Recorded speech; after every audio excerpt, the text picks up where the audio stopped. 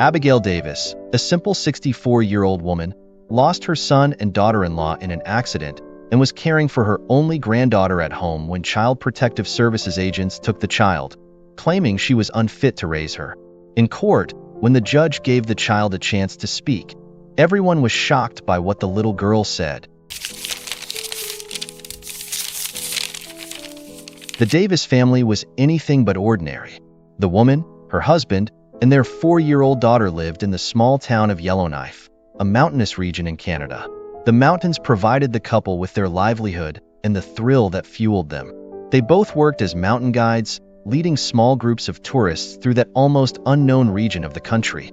They guided people from all over the world to marvel at and photograph the most breathtaking landscapes, including nighttime hikes in search of the stunning northern lights. Faced with this phenomenon, tourists of all ages turned into children again. Some knelt, watching the sky move, while others wept in gratitude. Providing these experiences for visitors filled the couple with pride, something far more valuable than any financial reward. However, though many professions come with risks, the career the couple had chosen was among the most dangerous. Every time they started a trail, the list of what could go wrong was extensive, from encounters with bears, falls into ice crevasses, to avalanches. On a sunny afternoon, with a temperature of 39 degrees Fahrenheit, the couple was guiding a group through the mountains when a tourist had an accident due to carelessness. They had no choice but to stay with the young man until help arrived, as it appeared he had broken his ankle and couldn't walk. The rest of the group managed to descend the mountain with the assistance of a third guide. 45 minutes of waiting were enough for the weather on that icy mountain to turn into a threat. The wind picked up, making the cold feel even more biting. The couple didn't want to alarm the injured man, but it was clear to them that these conditions could lead to a serious problem. Because of the gusts of wind, both aerial and ground rescue teams were not authorized to ascend the mountain until the weather stabilized. In the town below, the unexpected snowstorm was already causing damage, and it was only a matter of minutes before it reached the mountain, sweeping away everything in its path. Only 13 hours later, when the wind gusts finally subsided, a rescue helicopter ascended to the location where the three had been waiting. The team flew over the area but saw no one. 2 rescuers descended from the helicopter to search for them, but there was no trace of them, and no one responded to their calls. After 20 minutes of searching, the rescuers were preparing to return to the helicopter to search another part of the mountain when one of them spotted a glove on the ground. He gently pulled the glove, revealing a stretched-out arm attached to it. The rescue had come too late. The couple's daughter was named, and Anne was only 4 years old at the time. She had been with the nanny the whole time, as usual, while her parents were working. The police then sought out the girl's grandmother to deliver the tragic news. Abigail Davis was a mature 64-year-old woman, very active and devoted to her family. She spoke almost every day with her son and granddaughter via video calls, as she didn't leave the house much to take care of her wheelchair-bound husband, Joseph Davis, Anne's grandfather.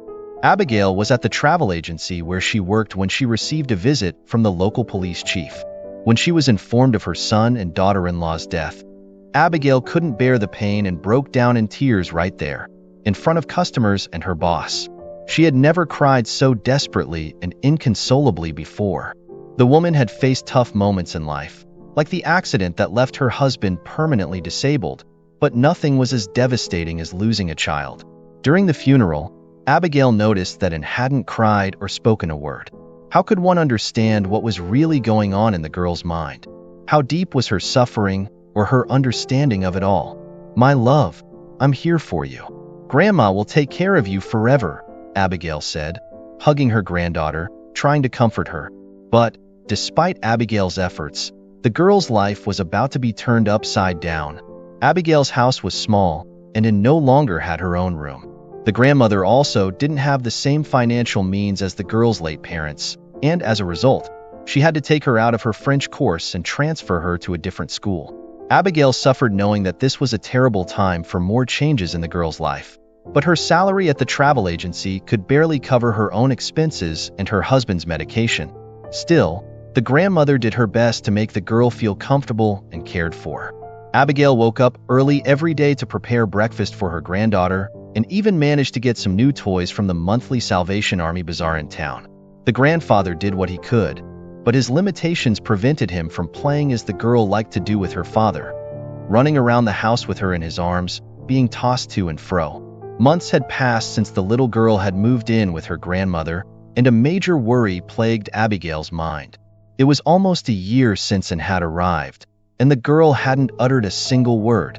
"You know, Mary, I'm very worried about this," Abigail confided to her coworker. Mary thought the silence might be normal for a 4-year-old child. It could be her way of coping with the trauma. "Poor thing, right?" Mary said. But that thought echoed in Abigail's mind. She often thought she was doing everything wrong and that it was her fault. Abigail's unease became more apparent when Anne's new schoolteacher called the grandparents' house and insisted on speaking to the girl's mother, saying it was urgent. Abigail didn't feel comfortable explaining where Anne's mother was and simply said she could handle the matter. "Well then, I'm actually here to ask you something. How is Anne at home? Does she communicate well with her parents? Is she active in play?" When Abigail replied that the girl hadn't started talking yet, things took a turn for the worse. "I'm sorry, ma'am, but this is not normal at all. A girl her age should already be speaking and forming well-articulated sentences. I recommend you take her to a doctor as soon as possible to get proper treatment," the teacher said. Abigail scheduled the appointment for that very week. The pediatrician was very gentle during the examination, which increased the grandmother's confidence. "I'm very sorry, Mrs. Abigail," the doctor said as the girl waited in the reception area, "but Anne's symptoms are very similar to those of a child suffering from post-traumatic stress. She is physically perfect, but what happened to your son and daughter-in-law was a tragedy, and we can't ignore that." The doctor added that she could have lifelong issues if her condition wasn't closely monitored. Abigail was terrified by this. She wanted to know what to do to help her granddaughter develop her speech and become the sociable girl she once was. The doctor said that for now, she should give Anne a lot of attention. Talk to the little girl often, always encouraging her, even if she didn't respond. That way, over time, she might feel more comfortable speaking too. Additionally, he recommended regular sessions with a psychologist. Everything seemed to have a solution, but Abigail soon realized she needed two things she simply didn't have: time and money. Giving and her full attention would take up the time of the day when she was at work, and the psychologist sessions would cost money that would leave the grandparents in debt. That afternoon, Abigail discussed what was happening with her husband and made it clear that she didn't know how to solve it. Joseph said they would find a way. "I'll get a job if I have to. I know no one's going to want to hire an old man in a wheelchair, but I can try. Our granddaughter needs us, and we've been through everything in life, Abigail. This isn't going to bring us down," the man said, holding his wife's hand with confidence. Abigail was encouraged by Joseph's determination, but in practice, things were much worse. The grandparents balanced between talking to their granddaughter and giving her space, encouraging her as best they could. They did everything they could to make and feel not only comfortable but also loved and safe again. Although they loved the girl, it was exhausting to talk to her alone, but she was making small progress. It was clear that the girl wanted to express herself. Abigail and Joseph were willing to sacrifice everything for their granddaughter. There were increasingly less timid smiles on Anne's face, especially when the elderly woman was in the kitchen preparing food and telling her stories from her youth. Abigail was truly dedicating herself. She was so focused on her granddaughter that she didn't realize what was about to happen in her life. One Friday, the owner of the travel agency called Abigail into her office and bluntly told her she was fired. The expression on the grandmother's face was one of mute surprise. She knew she had been less dedicated to work in recent months. She left early when business was slow and came in later on less busy days. However, everyone knew she had a child at home and thought they understood the effort she needed to make to care for her granddaughter's mental health. "This is a business, Abigail. Without results, the business fails. It's as simple as that," said the young new director of the agency. Abigail was stunned. This was the worst possible time to lose a job. The director argued that the elderly woman was no longer as focused on her work as she used to be and wasn't producing as much as before. Abigail had worked at that agency for 12 years, practically since its opening, and demanded a more honest and clear explanation since she knew her contribution couldn't directly affect the agency's financial results. "Do I really need to say it? You're a dinosaur here, and you've been with the company all your life. but you're no longer as efficient as you used to be. You're outdated. Besides, your head seems to be in another world. A college friend of mine will take your place starting Monday. You're fired." With no other options, Abigail set aside her dignity and begged to keep the job, tearfully saying that without the salary, she wouldn't be able to meet her husband's and granddaughter's needs. But all she got was more harsh words from the young boss. "That girl isn't even your daughter. Put her up for adoption and let the universe take care of it," said the young director. After hearing that unfortunate remark, Abigail raised her head and left the place as quickly as possible. She didn't want to spend another second near that horrible woman. She didn't know how she would pay for her granddaughter's psychological treatment or her husband's necessary medication. She also didn't know how to break the news to Joseph, so she had to find the strength within herself to make it home. But the way back gave Abigail enough time to think of a solution. No sooner had she arrived home than she left again. She went door to door on her street, then through her entire neighborhood, asking for a job and handing out her phone number. She talked about her experience and how she could work as a cleaner, housekeeper, cook, and even a caregiver. She was willing to do anything, as she needed money to support her family. Abigail didn't know this, but Joseph really tried to keep his word. He called everyone he knew in search of any job. The grandfather was completely attached to his granddaughter and wasn't going to waste all the progress they had made. Despite the man's positive thinking, fate wasn't done testing that family's limits. Abigail didn't find any steady work, but she started doing laundry and ironing for some neighbors. One day, when she was completely overwhelmed with work, her doorbell rang. Abigail rushed to answer the door and found herself face to face with a Child Protective Services agent. He had a report in hand and a court order to take and away. "Good afternoon, ma'am. We received a report from a school that you are unfit to care for a child in your home. According to the investigation, she doesn't socialize and doesn't speak at all, which has made her a target of bullying at school.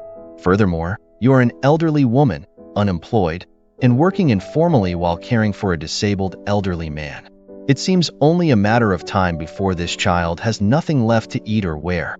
We will continue our investigation, but we are here to take the child to a suitable shelter as a precaution. You can appeal this decision in court, but in the meantime, she will be safe with us," said the agent. Abigail felt her whole body shiver and was paralyzed for a few seconds.